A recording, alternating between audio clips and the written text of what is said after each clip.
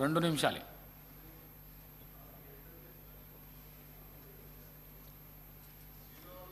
గౌరవ స్పీకర్ గారికి ధన్యవాదాలు.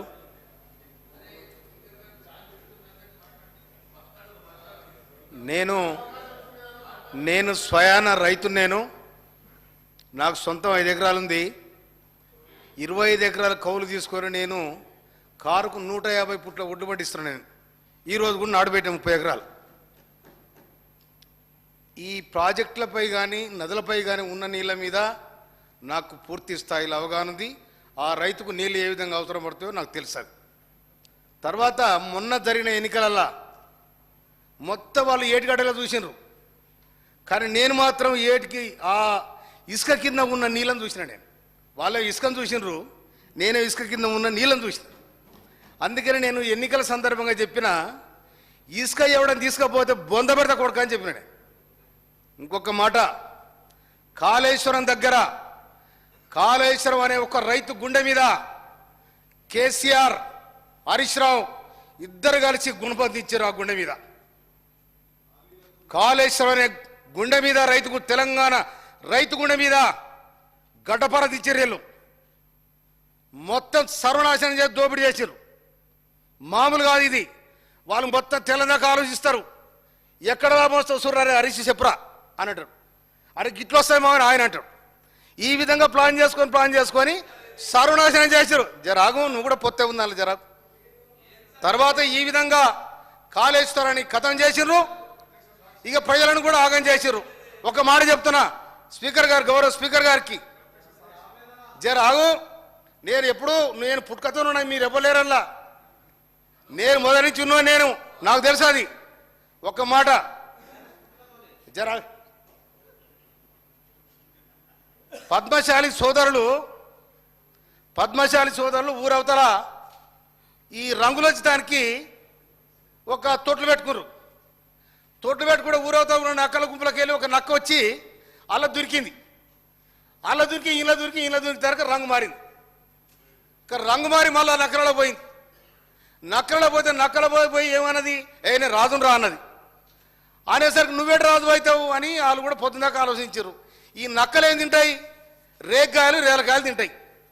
అది సాయంత్రం వచ్చేసరికి అటు ఊలు వస్తుంది. ఇది ఇట్లా రాకపోతే మాత్రం ఇది దొర, ఇది రాజు. కనుక ఇది అయిందనుకో, మనలాగా అయిందనుకో, ఇది మనదనుకోరు. కనుక ప్రజారాజ్యంలా, ప్రజాస్వామ్యంలో ఎవడు రాజు కాదు. ఇది ప్రజాస్వామ్యం. రాజులు అనుకొని విర్రవీగి ప్రజాధనాన్ని కొల్లగొట్టి ప్రజలను బానిసలు చేస్తే ప్రజలు తిరుగుబాటు అయింది.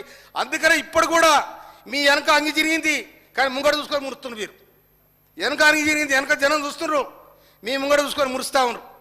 తర్వాత మా నియోజకవర్గానికి సంబంధించి ఒక్క మాట, మా బురాది గారి కాల్వ, దానికి 270 కోట్ల రూపాయలు తీసుకున్నారు. గింత గెలగిచ్చారు, ఎక్కడ పోయినా పైసా తెలియదు. అది 98 కిలోమీటర్ ప్రయాణం చేస్తుంది. 60 కిలోమీటర్ పూర్తయింది. ఇంకొక 20-30 కిలోమీటర్ అయితే కంప్లీట్ అయింది. కనుక ఇరిగేషన్ మినిస్టర్ గారికి నేను ధన్యవాదాలు తెలియజేస్తాను. జర శాంక్షన్ చేయాలి.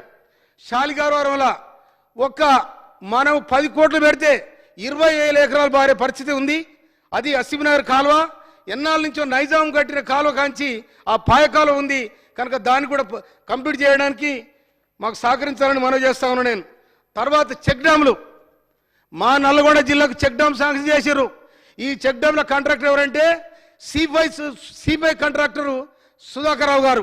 వాళ్ళెవరు, వాళ్ళ చుట్టాలు. మొత్తం యాదగిరిగుట్ట కాంట్రాక్ట్ వాళ్ళే, దాని చుట్టూ ఉన్న రోడ్లన్నీ వాళ్ళే, చెక్ డ్యాములు వాళ్ళే, సర్వం వాళ్ళదే. మొత్తం చెక్ డ్యామ్ కడితే మొత్తం కొట్టుకపోయినాయి. నా ఊర్లో కూడా చెక్ డ్యామ్ కొట్టుకపోయింది. అందుకోసమనే దాని మీద పూర్తి స్థాయిలో ఎంక్వైరీ చేయాలి. అది జేజమ ఉన్నా కూడా ఎవరిని వదలొద్దని కూడా నేను మనవి చేస్తా ఉన్నా. ఇవాళ నా చెక్ డ్యామ్ కోసం కంటే తిప్పరపడతా ఉన్నాను ఎడ్ర దేవుడు అని. ఇలా మా సీ గారిని వారిని ఈయన్ని బదిలాడుతూ ఉన్నా. ఈ ఆనక ఎండకాలం పోతే మళ్ళీ సీజన్ వస్తుంది, అది కాదని ఇప్పుడు 3 సార్లు మునిగిపోయింది. 3 చెక్ డ్యామ్ కొట్టుకపోయినాయి. కనుక ఈ విధంగా పరిస్థితి ఉంది. తర్వాత ఇప్పుడు ఇంకోటి, ఇసుక మూడలు మోసారు, మొత్తం మా ఏరినంతా లూట్ చేశారు. యాడిపోయిన ఈ ప్రజలంటే ఎక్కడ చేరాలో అక్కడ చేరినాయి. నేను జగదీష్ రెడ్డి గారి మంత్రి ఉన్న అడిగినా, అయ్యా మరి ఏట్లే ఇదంతా ఇసుక పోతా ఉంది, నీళ్ళు దోశ ఇసుక పోతే 2 దోశల నీళ్ళు కింది పోతాయి, ఎట్లా అంటే జగదీష్ రెడ్డి గారు ఏమనే ప్రగతి భవన్ నుంచి ఫోన్ వస్తుంది కలెక్టర్లకు నేనేం చేయన్నాడు. అందరు పొత్తుదారులే, అందరు పాలుదారులా. అందుకోసమనే ఇసుకను మింగిరు, భూములను మింగిరు, ప్రాజెక్టులు మింగిరు. ఈ తెలంగాణను మింగడానికి ప్రయత్నం చేస్తే నవంబర్ 30 తారీఖు నాడు గుర్తులు కూర్చితే డిసెంబర్ 3 తారీఖు నాడు కథం అయిపోయింది. ప్రజాస్వామ్యం నిలబడేది. అది మా రేవంత్ రెడ్డి గారి నాయకత్వంలో ప్రజాస్వామ్యబద్ధంగా ఈ రాష్ట్రం నడుస్తుందని కూడా నేను మనవి చేస్తాను. Thank you sir. Doctor Sanjeev Reddy గారు.